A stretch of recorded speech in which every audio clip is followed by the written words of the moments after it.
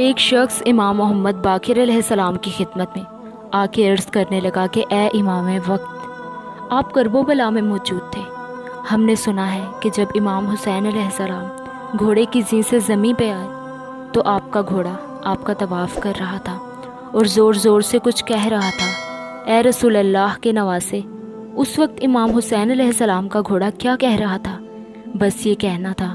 تو امام محمد باقر علیہ السلام زاروں قطار رونے لگے اور فرمانے لگے کہ اے لوگو،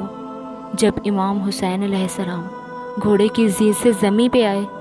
تو وہ گھوڑا رسول اللہ کے نواسے کا طواف کرنے لگا تاکہ کوئی بھی تیر نیزہ امام حسین کو نہ لگے،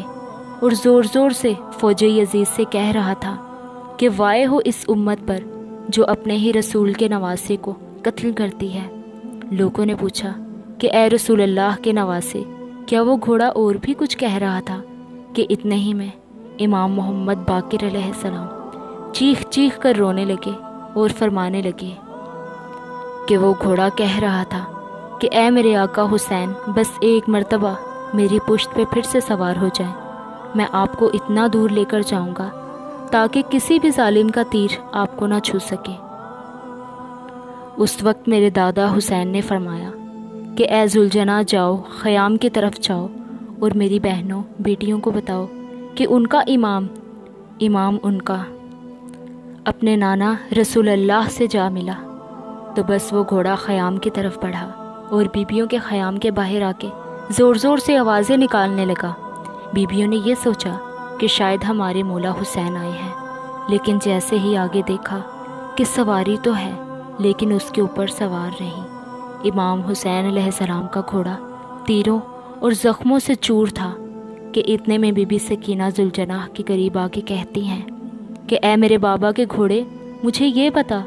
کہ جب میرے بابا میدان میں جا رہے تھے تو وہ پیاسے تھے، کیا میرے بابا نے پانی پیا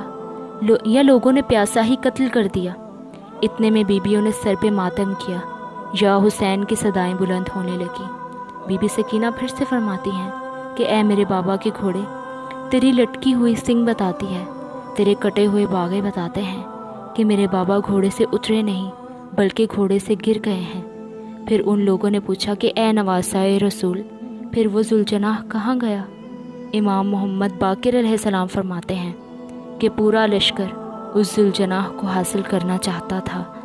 کیونکہ وہ گھوڑا رسول اللہ کا گھوڑا تھا، لیکن اس ذوالجناح نے